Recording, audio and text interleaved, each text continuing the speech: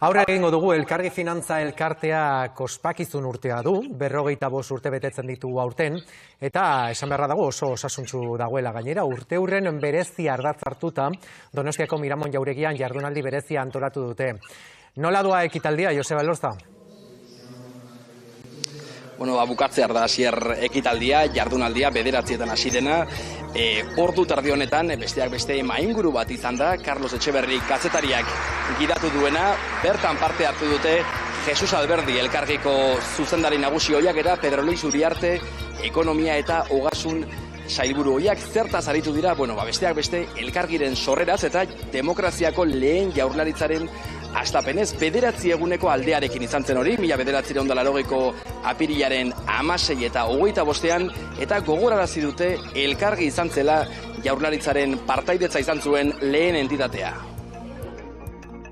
El gobierno vasco toma su primera participación de algún tipo en una entidad con Elkargi, porque nos pareció una idea absolutamente fantástica.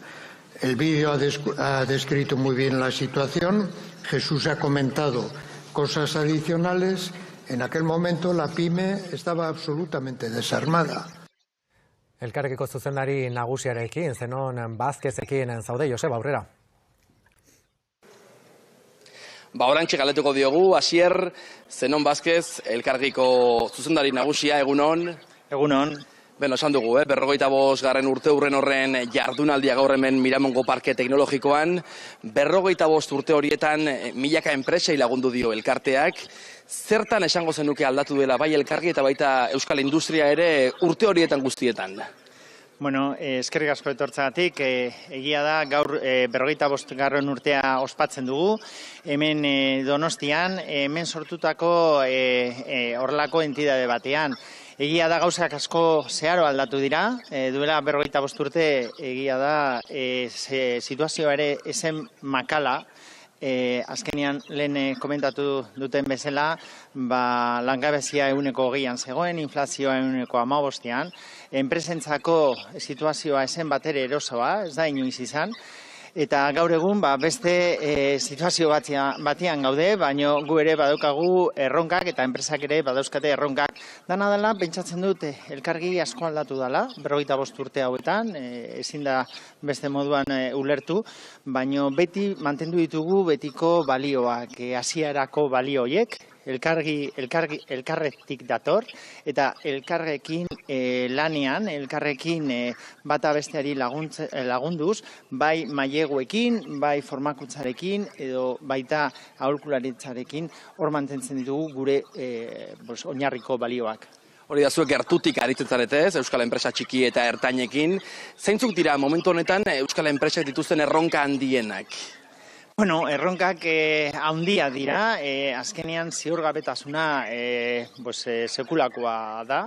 Ikusten dugu moduan geopolitika hor dago eta gure enpresei asko depende sektorea, depende ze momentuan dagoen, gu lan egiten dugu bai autonomeekin, bai enpresa txiki edo mikroekin, eta bai enpresa handiagoekin. Bakoitza badauka bere erronka eta sektoreak bai automozioa dagoen momentuan, edo makina erramenta, badaude hor sektore batzuk, erronka handiagoekin, eta beste batzuk beste erronka desberdinekin.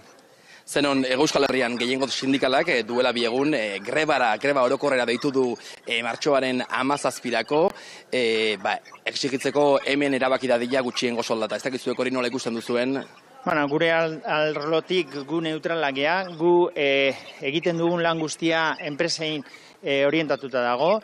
Gure aldetik pentsatzen dugu enpresa handioekin eta enpresa hobeagoekin, azkenean soziedade hobeago edukiko dugula. Orduan, arlo hortatik gu lan egiten dugu enpresei laguntzeko eta enpresen onduan egoteko eta enpresak azkenean gure gizartean euren balioa aportatzeko. Zeron bukatzeko, mezu positibo batekin bukatzeko, zein albiste on eman diezaioke Elkargik gaur egun Euskal Enpresa bati? Elkargi inoiz baino indartsuago daukagula. 23.500 bazkideekin, eta hortik aurrera proiektua daukagula, eta asteko proiektua, eta gero eta gehiago laguntzeko entzuteko gaude, eta hortik aurrera beste 45 urte lanian jarraituko dugula. Oso ondo bala izan dadila. Zenon Bazkez, Elkargiko zuzendari nagusia, eskerrik asko gurekin itzateagatik. Ni esker, zuei. Mila esker bioi, entzun dugu, inoiz baino osasuntsuago, azken urteotan tamaina bikoiztu du, erronka ugari. Belarritik tiratzeko zeo zer, Amagoia? Ez dakit, hori egia esan nien naiz gai berei zer leukolatzeko, egia da, hori enpresariei galetu beharko litzaieke, baina egia da enpresarientzat oso garrantzitsua dela elkarte bat izatea, eta berak esan duen bezala batez ere gaur egun, mundua oso globalizazioan sartuta gaudera bat, eta kilikolo eta gero Trumpen eraginez ere, hor ikusi dugu enpresa txikiak, nola sufritzen nahi dian horrekin, eta hor baude eta inbeste bazkide barin badituzte zerbaitegatik izango da, Ba, 10:25 aurrera egingo